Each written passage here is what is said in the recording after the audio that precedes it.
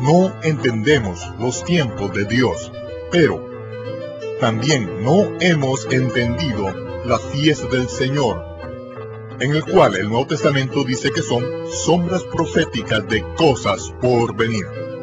Las profecías en las fiestas del Señor, presentado por Michael Root. Shalom, este es Michael Root y les hablo de los jardines de Ofel en el monte Moriah en la ciudad de Jerusalén. En el invierno del año 1997 me encerré en una cabaña en los bosques del norte de Wisconsin. Durante varios meses estuve sentado día y noche con los pies en un saco de dormir, una lámpara de lectura sobre mi hombro izquierdo y las escrituras en mi mano. Tenía suficiente arroz y frijoles como para que me durasen hasta la primavera y lo único que necesitaba era entender las instrucciones de mi Creador y cómo debía servirle. Ni la luz del día ni la oscuridad afectaban mi horario. No tenía a dónde ir, a nadie a quien ver y a nadie con quien hablar. Cuando se me cansaban los ojos dormía y cuando me despertaba continuaba leyendo. Durante el segundo mes de mi reclusión me desperté a mí mismo, me senté de golpe y un porrazo y grité: y él, el Mesías, confirmará el pacto con muchos por una semana. Y él, el Mesías, confirmará el pacto con muchos por una semana. No estaba soñando y por experiencias pasadas percibí que esta era una revelación del cielo, pero no tenía ni idea de lo que podía significar.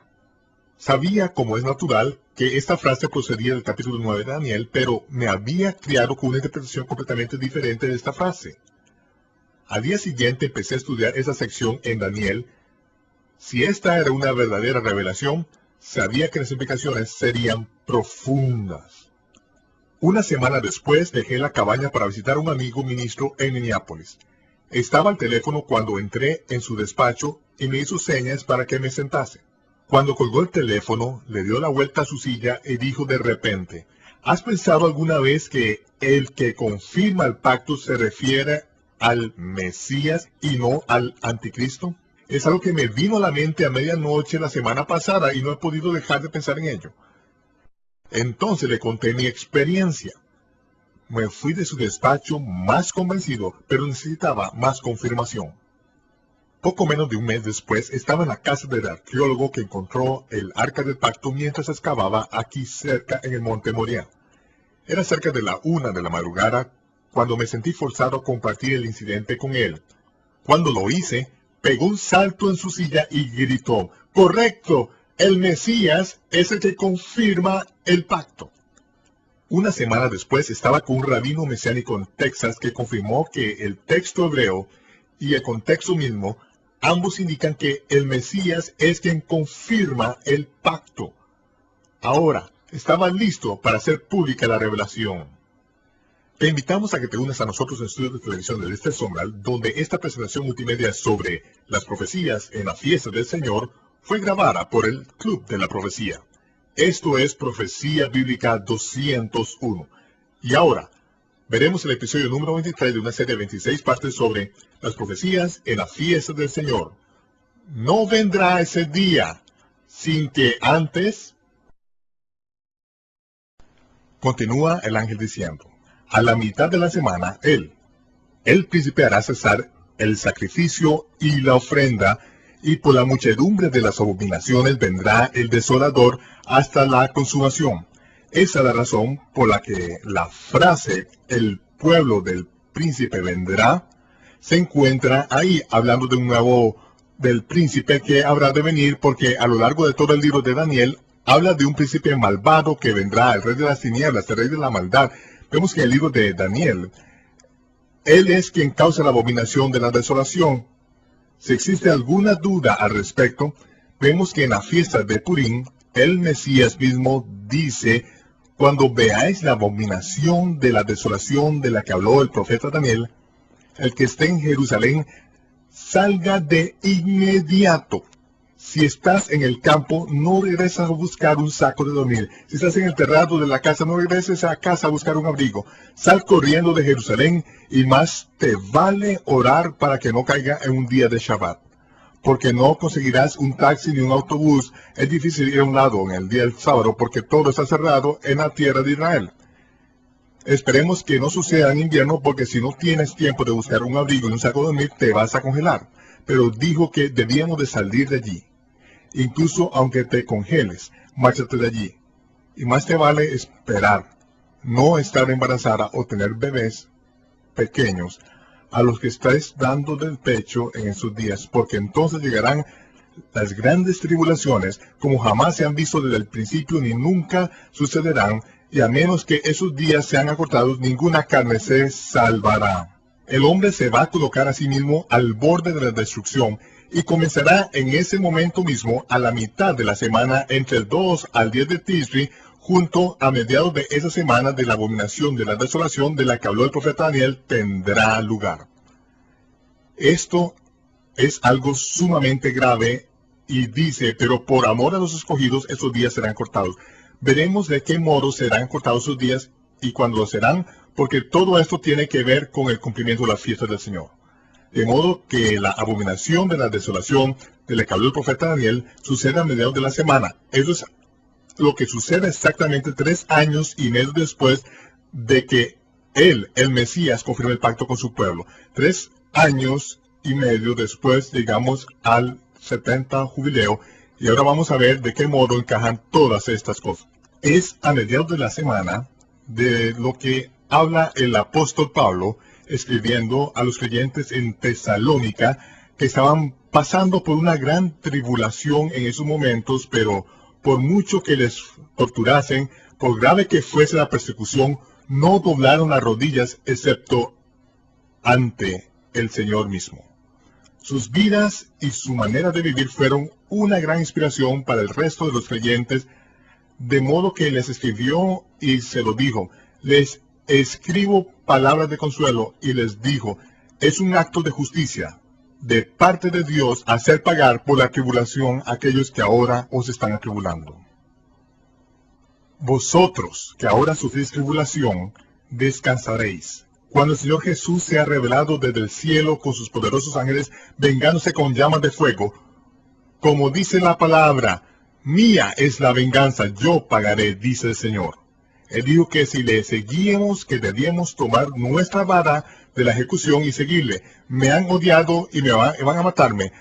A vosotros también os van a odiar y van a venir tras vosotros, pero sed de buen ánimo. Yo he vencido al mundo, aguantad un poco, vais a vencer, yo os daré la vara de hierro y un día gobernaréis conmigo. Esa es la promesa que él ha hecho. De modo que hay justicia de Dios cuando hace que paguen por la tribulación. Y continúa diciendo en 2 de Tesalonicenses capítulo 2, dice: con respecto a la venida del Señor y nuestra reunión con Él, respecto a esto, os rogamos que no os dejéis mover fácilmente de vuestro modo de pensar, ni os turbéis ni por espíritu, ni por palabra, ni por carta, como si fuera nuestra. El día del Señor está cerca. El contexto es el día de Cristo, cuando Él venga para aliviar el dolor y la angustia de la tribulación de sus santos, cuando Él, por medio de una venganza ardiente, venga contra aquellos que han estado persiguiendo a su pueblo. Respecto a ese día y la venida del Señor, no dejéis que nadie os engañe y os venga con mentiras, a fin de hacer creer que el día del Señor es eminente, está a mano. Es lo que dice la versión del Rey Jaime. A mano es en Stecken, eminente, inmediata, muy cerca, algo que puede suceder en cualquier momento.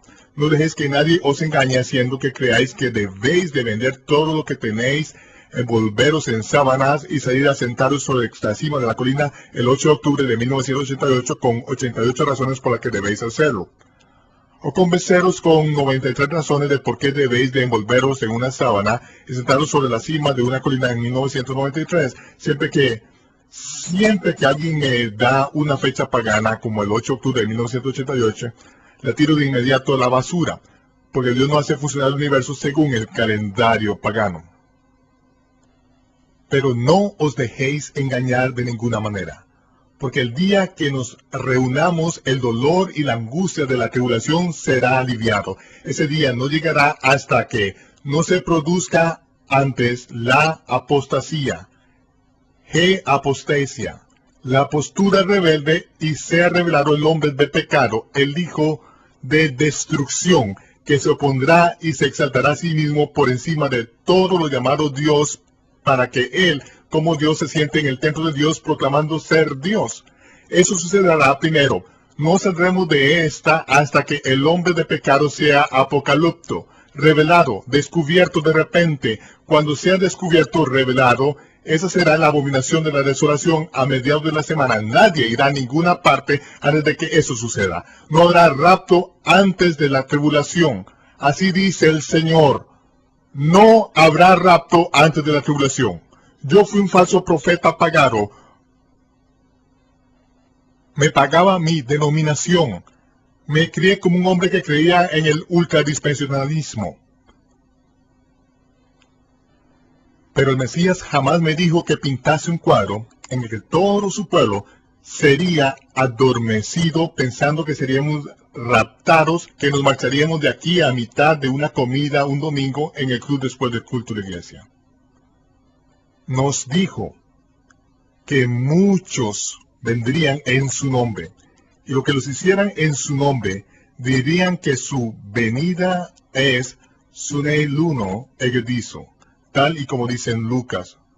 Sunelauno egedizo significa eminentemente urgente, muy cercana, podía suceder en cualquier momento. Él dijo, no le sigáis. Vienen en mi nombre y dicen que mi venida es eminente, inmediata, cercana, que podría suceder en cualquier momento. A continuación sigue y nos habla de toda una serie de cosas que deben suceder primero, incluyendo la abominación de la desolación. Después de este suceso, dice, elevad la vista, porque vuestra redención está cerca. Vuestra redención es el uno egedizo.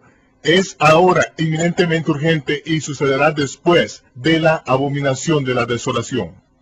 Así que esta noche estoy aquí para decirles esto, aunque sé que es difícil para muchos escucharlo. Me doy cuenta de que un día estaré ante el trono del Dios Todopoderoso. El juez estará sentado en él, me mirará y me dirá, ¿tú dijiste que yo dije qué? Así que rara vez digo, el Señor me lo ha dicho, o así ha hablado el Señor. Porque sé que un día dirá, ¿tú dijiste que yo dije qué? Y tendré que responder ante Él. Yo acostumbraba a ser un falso profeta profesional pagado. Era un falso profeta denominacional. Pero me niego a seguir diciendo mentiras. No estoy dispuesto a poner una trampa ante mis hermanos y hermanas, de modo que crean que la vida va a continuar tranquilamente hasta que nos marchemos de aquí gracias a un rapto anterior a la tribulación, porque no va a suceder. No existe el rapto anterior a la tribulación. Así lo ha dicho el Señor. Por eso yo escribí el libro El Ministerio de Iniquidad, los requisitos legales indispensables para el regreso del Mesías Jesucristo. Cuando el Señor me convenció de estas cosas, supe que tenía que abrir mi boca. Se me mandó de manera muy concreta acerca de esto. Hubo un largo tiempo de llanto y de ser consciente de que tan pronto como abriese la boca sobre esto, iba a perder todas mis amistades. Pero después de que todas las verificaciones llegasen al punto en que no podía permanecer sentado y no decir nada, escribí el libro, abrí mi boca y perdí a todas mis amistades. Pero desde entonces tengo mucho más amigos. Tengo mucho más amigos que se están enfrentando con la realidad, que no están viviendo un cuento de hadas, que desean caminar con el poder de Dios durante ese tiempo y ser luces en el mundo. No son personas que se quieren marchar de aquí. No son cobardes. No son personas que desean continuar viviendo la vida tal y como es, sino que son personas que quieren regresar a la fe una vez que fue proclamada a los santos. Es ahí donde estamos y es por los cuales el libro del Apocalipsis fue escrito. Es lo que estamos abiertos.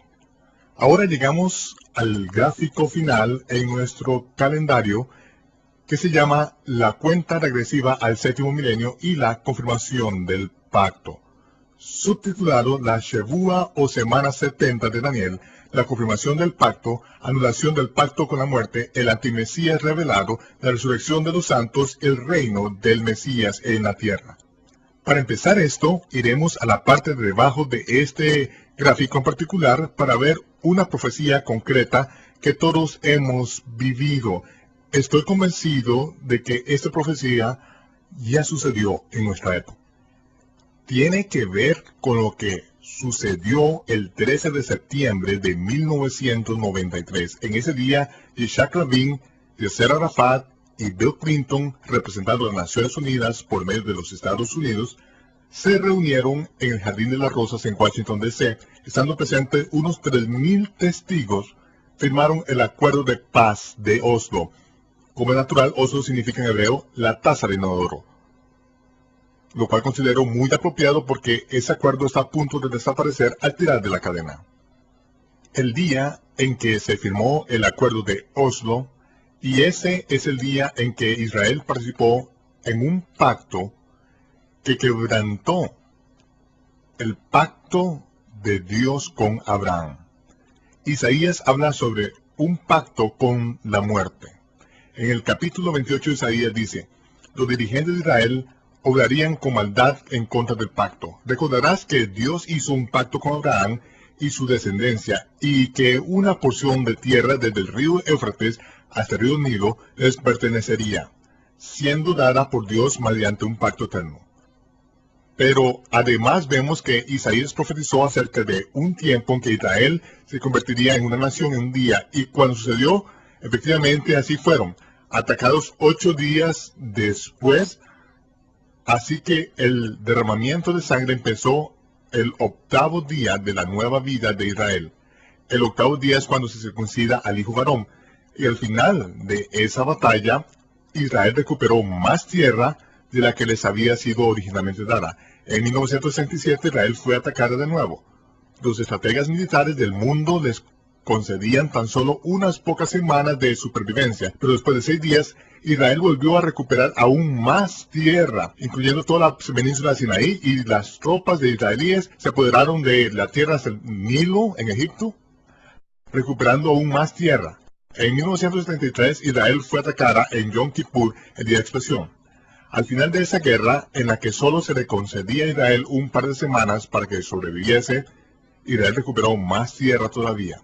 Vemos aquí que se establece un patrón, ¿no es cierto? Dios hizo un pacto con Abraham, haciendo que Abraham se sumiese en un sueño, lo cual significa que ni siquiera dependía de la fuerza de Abraham mantener ese pacto. Sería Dios quien lo consiguiese, pero los dirigentes de Israel han obrado con maldad en contra del pacto, estableciendo un acuerdo con el infierno y un pacto con la muerte, acerca de lo cual se habla en el capítulo 28 de Isaías. Han entregado tierra al enemigo, a las Naciones Unidas, a los filisteos, por una promesa de paz. Dios llama a eso un acuerdo con el infierno, un pacto con la muerte.